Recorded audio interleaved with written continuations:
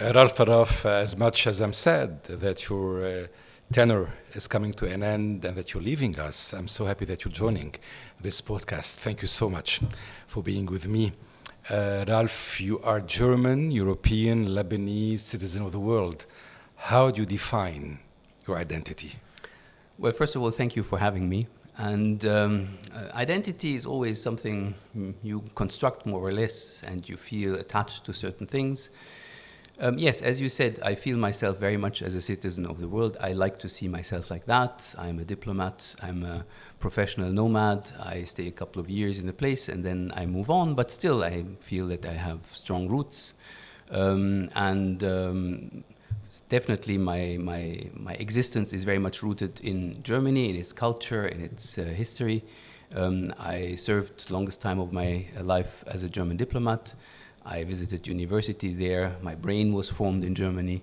But of course, I spent also early childhood years in Lebanon, and I have a very deep connection to this country as well.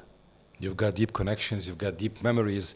You grew up in Lebanon at the most beautiful era.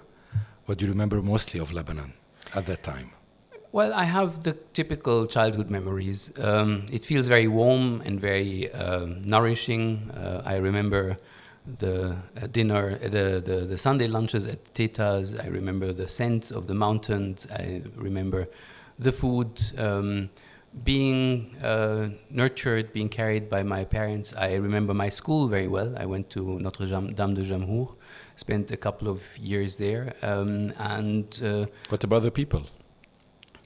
Well, the people, always I had the impression that the people were very caring and very warm and very generous. And this is what I found when I came back to Lebanon as well. Ralph Tarraf, I've been in this industry for the past 30 years, 3 decades, and I've interviewed the whole world. And I have come at an era where Lebanon was witnessing a certain rebirth. And then I witnessed the decline of everything we dreamt of, because actually the foundations were not solid. You are among the few diplomats I've encountered and who have touched me personally a lot, because I felt your sincerity towards our Lebanese problems, and you have met Lebanese from different backgrounds, and you did not open the embassy to a certain microcosm of people. It was open to people who came from different backgrounds, different walks of life, and I love that very simply in the depth of those problems. Lebanon's economic and financial crisis ranks among the worst economic crisis in the world. What is the future for our economy, according to you? See, I believe in order to be able to make a step forward, and I think that there is an agreement today that Lebanon needs a step forward, one needs to have at least a rough understanding of what has happened and why we are here. You will hear a lot of very knowledgeable economists who describe you in detail with a lot of numbers and figures what has happened to this country, and then there are all these kind of aggressive words to describe the situation.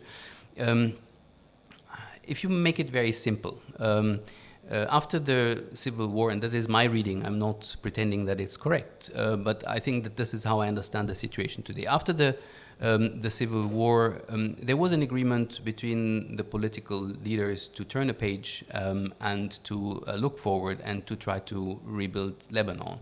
And that rebuilding Lebanon was done on a rather shaky basis. It worked for a couple of years. There were decisions made, but the basic principle was that the state was overspending, the public debt was exploding, this helped pacify the situation after the Civil War. It was obvious that this model of overspending and the state delivering on or spending assets it did not have, because it was not matched by any functioning economy. The only sector which was functioning and in a very dysfunctional way was the banking sector. This lasted for 20, 25 years, a generation, and this came to an end. So basically Lebanon has to reinvent itself in a very fundamental way, but in a very simple way. The question needs to be answered: How is Lebanon going to actually produce anything of relevance that it can attract investment, that it can be part of the productive side of things? So what's going to be the new model of economy for Lebanon to survive? You know, when I ask Lebanese decision makers about their vision of what that could be, I receive basically the answers around tourism and agriculture. I don't think that Lebanon can live off tourism and agriculture. That might be, or you know, the partying place for. It used to be Gulf Arabs. Today, it's the diaspora which comes back. This provides economic opportunities for a happy few, and you see that things are picking up again. But it doesn't really feed the population. It's not enough. So you need to work to make the cake bigger. Lebanon has a lot of assets which it can tap into. Still a fabulous education system. You have very qualified people. You educate people to export them to Gulf countries, to the US, and to other markets. It would be important to create opportunities here in Lebanon, but this requires some work on the fundamentals. You need to have a proper system, you have to have some rule of law, you need to have some order. The state needs to be able to provide basic services, and for that you need to have something which all Lebanese actually push back on. You have to have a proper taxing system. You need to give the state some revenues. And the only revenues the state has so far are customs. But this is not enough for a state to build up a proper infrastructure. The European Union is going to help Lebanon. And how can you help Lebanon? See, I have here in the last 4 years devoted a lot of my time and energy to try to convince Lebanese decision makers, together with my fellow diplomats, to grasp the chance of which is given by the IMF to actually reconstruct the economic system. Without this, it is impossible to actually get Lebanon out of its current situation, where you can start rebuilding a system where the state has the role of the regulator. You will definitely not build in Lebanon European-style welfare state. It will resemble more the American kind of free enterprise, open state, where the state has a much more limited role, but still there are certain functions which need to be addressed properly. For this, we have provided expertise, we have provided assistance, we have provided models, we have tried to encourage a debate around these issues. And unfortunately, I can see that this debate, as much as I believe it is central for Lebanon, is always faced with what I call the distractions. There are always things which are more important. Electing a parliament, electing a president, delineating the maritime borders, the issue of the refugees. Now, I'm not saying that these issues are not important. They can be of existential importance, like the story with the maritime borders. This was at the time an issue of war or peace. It gives me hope as a citizen that, someday things will get better. Let's see. And I'll have, the oil, and then this is, I'm talking about, a normal citizen, how he thinks and how he perceives things. See, the oil in itself will not bring any blessing. I can tell you a number of countries and who the are IMF as well will not bring, it will not be the only blessing. The IMF will allow you to reorganize your system in a way which is more transparent, more accountable, and which will help you generate some surplus which you can re-inject into the economy. This is what the IMF can do. Yeah, this is obvious, but Tarraf, what you just stated before, that you organized a lot of conferences and talks and roundtables. It was more behind the scenes work with the decision makers. Yeah. I'm talking, I'm taking the place of any normal citizen. For this citizen, everything is theory, as people need to see something tangible. Yes. People want pragmatic and practical solutions. How can the EU support Lebanon today in addressing its crisis, apart from organizing all those get-togethers and policy making and papers and... Yeah. See, This is very concrete. Mind you, this is very concrete. And I can break it down. You need to have a capital control law. It's as easy as that. You cannot run a system where each commercial bank decides in the morning how they're going to treat the deposits of depositors in the bank. This is very concrete. This is very, very specific.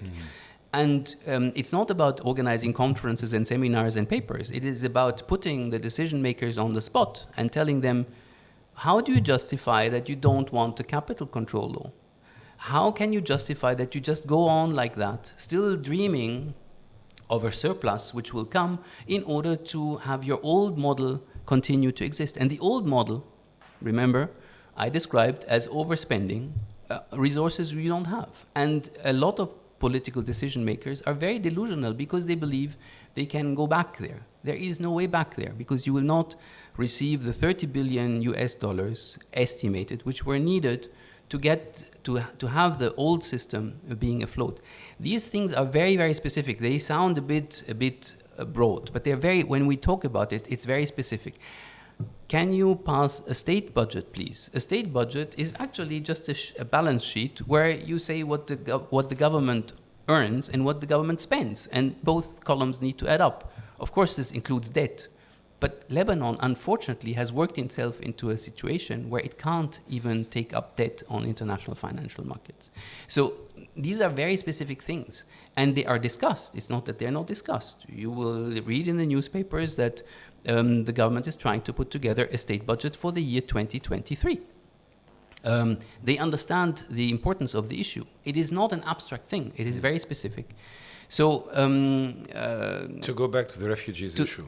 To the refugees issue, I understand that this is an issue which is, first of all, perceived by many Lebanese as being an existential threat.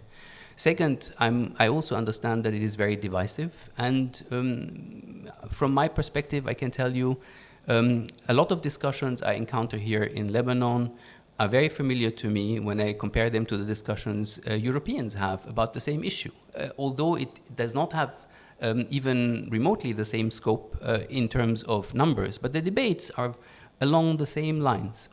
Now, I have been trying to encourage my Lebanese interlocutors to devise a roadmap, or to actually, instead of continuously describing the enormity of the problems, just to suggest what they would like to see happening, and where we can then start thinking or having a dialogue which kind of measures which are proposed by the Lebanese we would like to support. Some measures will not find our liking. We would be then telling them, no, this is not what we believe should be done. And other measures we will actively oppose. But the gist of the conversation for the time being in Lebanon is that the European Union and its member states want to keep the Syrian refugees in Lebanon. Nothing is more wrong than that. We never said that the Syrian refugees need to stay in Lebanon. If Lebanese tell us the Syrian refugees need to go home, we would perfectly subscribe to that vision that they need to go home. The only difference we are having, and this is a difference in practical terms, it's not a kind of policy debate, is whether the situation in Syria is such that you can organize large-scale returns. Now, this is something, again, this debate we have in Europe as well. There is not a single European member state who deports Syrians to Syria. And these are decisions which are taken in Europe in courts. So what we tell the Lebanese is that we believe that the situation in Syria is not conducive to returns. Now, the Lebanese have taken an initiative together with other Arab countries to discuss returns with the Syrian regime, and we will see where this discussion goes. 3 years ago, the corruption in Lebanon led to the explosion of the port and to destroying the capital of Lebanon, to destroy Beirut, and to destroy as well the soul of each and every one. How do you reflect on what happened? The blast is a very, very disturbing incident because, first of all, of the way how the immediate measures which were taken were showing the weakness of the Lebanese system to handle a situation of crisis. Also, the international community was not prepared for this. It was not helpful as well. I wouldn't say that, no. What worked very well is the first wave of humanitarian assistance, because the humanitarians are basically, they have a very good system and very good toolbox to respond to that. So I remember we brought in ambulances from Europe, we brought in a lot of material, blankets. So the immediate kind of relief and psychosocial support, and there are specialized agencies who know to do that. Yes, but when I mentioned the word not helpful, I meant not helpful in the investigation. This is the second chapter. This is about the accountability and finding out what happened. And but I was talking about just reacting and trying to mitigate the effects of it. In the first phase, it worked very well. In the second phase, we tried to organize ourselves with the World Bank and the United Nations. And I think we delivered some things, rehabilitation of houses and so on, which went beyond the immediate relief. But the scale of it was not too big because, again, we faced this discussion with the Lebanese. What do we need to do before we start investing in this country? There needs to be more accountable procedures, more transparency. We need to know where we're putting our money. And these were very difficult discussions, and they still go on. Now, the shocking part of the Beirut blast is that 3 years after this horrible incident, there is basically no transparency, no accountability. There is no procedure to try to find out what exactly happened. I think the Lebanese are facing so many upheavals and so many obstacles on a daily basis that they are really lost. And to fight the right fight, you need to have the proper assets for that, and they do not have that. Ralph Tarraf, you have come to Lebanon at its worst years since its existence, from a financial crisis and meltdown, from the robbery of the century, where all our savings were robbed, from the Beirut blast, the explosion of the century, and of course a pandemic that has hit the whole world. Do you think that now, at the end of your post, you can say that you did your best and you were able to bring on the table some solutions to those never-ending problems that this country, which you loved, where you've lived in your childhood, has encountered? What's your say about that? Well, I can definitely assure you that I did my best. I couldn't have done better from my personal perspective. Did I deliver? I don't know. I have my doubts. But we were, me together with my colleagues, working here through these years, part of a group who tried to see what good can come out of this crisis. And the good which can come out of this crisis is that you actually look at your system and ask yourself what needs to be improved. And we are leaving behind a number of very valid prescriptions of how you can do things better. It's not just that you say you have to modernize your system, but in a very prescriptive way, we said how you can improve things.